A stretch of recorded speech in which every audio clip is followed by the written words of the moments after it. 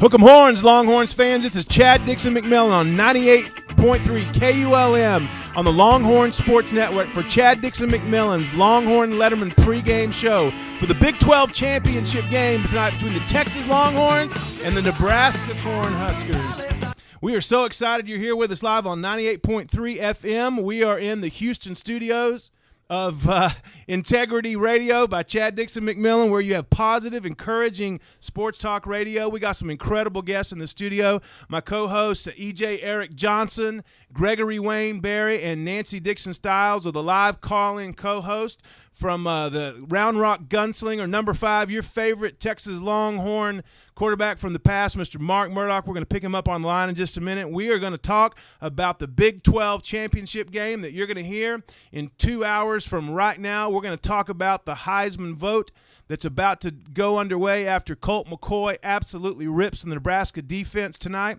We're going to talk about some of the things going on in the nation of sports talk radio, but most importantly, we're going to celebrate the incredible year that the Longhorns have had and get you ready tonight in just another hour for Craig Way and the Texas Longhorns pregame show here live on 98.3 KULM. Let's bring our co-host into the broadcast, my dear friend E.J. Eric Johnson in the house. What's up, E.J.?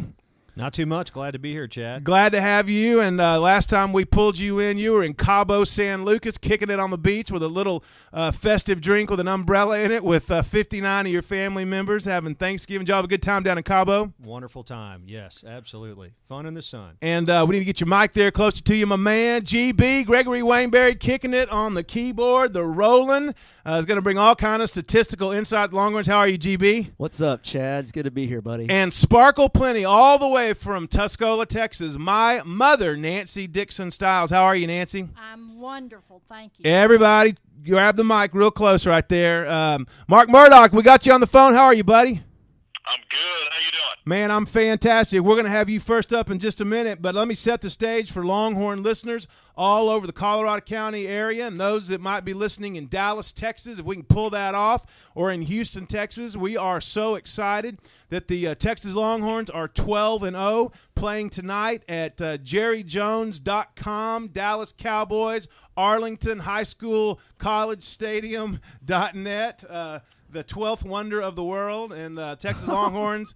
I am going to be cheering my head off here in 2 hours, and it's going to be an incredible time, but we're very excited that tonight we're going to have a Big 12 championship come home to the Texas Longhorns, and Colt McCoy, in my humble opinion, is going to absolutely seal the deal on the Heisman race. Mark, we're going to pick you up first of all. I want to ask you right out of the box, what do you think some of the keys are for victory tonight as the Mac Brown Texas Longhorns take on Bo Pelini's Nebraska Cornhuskers? And then we're going to pick up some Colt McCoy Heisman propaganda. What do you think the key to tonight Longhorn victory is against the Cornhuskers, my man?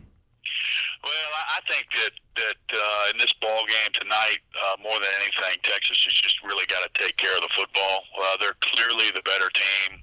Nebraska brings some very strong defense to the table, but it's nothing that Colt McCoy has not seen in his 4 years of running the offense, and with Greg Davis calling plays and Major Applewhite there at his side. I just think offensively we're going to have an opportunity to score points. While Texas certainly looked oddly porous against Texas A&M. Hey, Mark, were you drawing on your Plan 2 honors degree from the University of Texas when you threw in oddly porous there at us here on Live Sports Talk Radio? That's right. I appreciate you bringing that up, Chad. I've got my thesaurus out here and trying to mix in some key words for your listening audience. But certainly the defense was out of character against A&M. I think you always credit your opponent, and the Aggie quarterback and that offensive unit did a heck of a job. But I expect Texas to be back in their speed, pressure form, and really I just don't think Nebraska's got the playmakers to do much against Texas's defense if they play well. So, barring turnovers, barring crazy plays in the special teams, I just think Texas has got to come out and play a good, solid ball game. They should be fine. Absolutely. Well, Mark, you're one of my favorite humans on the planet. We were both the first signing class of Coach David McWilliams as the head coach, University of Texas, the 1987 recruiting class from Round Rock Westwood High School, number 5 on the field, number 1 in my heart. Just absolutely one of the purest passers I've ever seen. Tell us, as a former Longhorn starting quarterback and some of the great victories during our era, why do you think, in your opinion, Colt McCoy, and we have conferred prior to the broadcast, you are convinced he is the leading Heisman candidate and the deserved recipient. Tell me why, in your opinion, as a former Longhorn quarterback, starting quarterback, you think Colt McCoy deserves to be the 2009 Heisman Trophy winner. Well, to be honest with you, I think it's an award that's a year late. I think he should have won the award last year. Clearly you've got a player who really is just a spectacular, historic player in Tim Tebow, and all of the accolades and credit that Tim Tebow gets, I think, are pretty well deserved. And so you're certainly talking about formidable competition.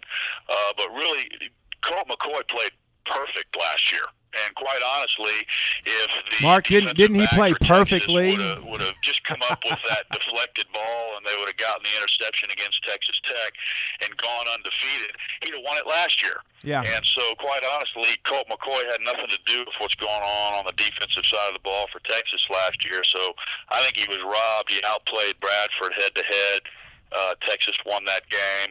And so now he comes back, leads his team to a 12-0 season. He's the clear leader of the team. He's now the all-time leading winner in terms of quarterback victories in the history of college football. Right. And oddly, I think Texas has to win the ball game for him to sew up the award.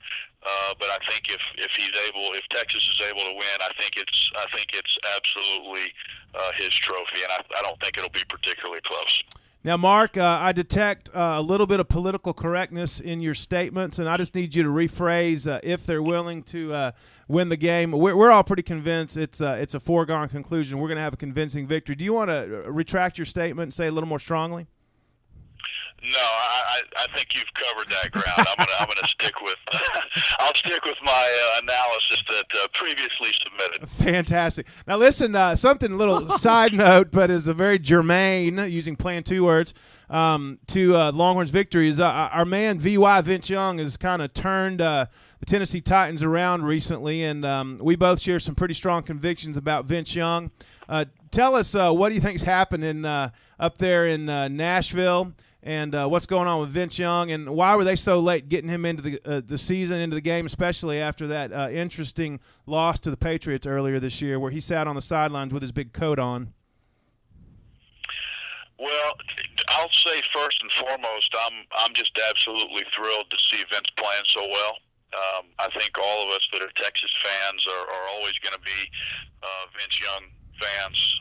He was just absolutely the most compelling, exciting, dynamic player that any of us have ever seen in Austin. And it's almost crazy to be talking about Colt McCoy having a Heisman Trophy and Vince Young not having a Heisman Trophy. That's something that would have just seemed almost impossible to imagine 4 years ago in Austin, and that's no disrespect to Colt at all. It's just how great of a player Vince was, and it's certainly been fun to watch Colt follow in those big footsteps.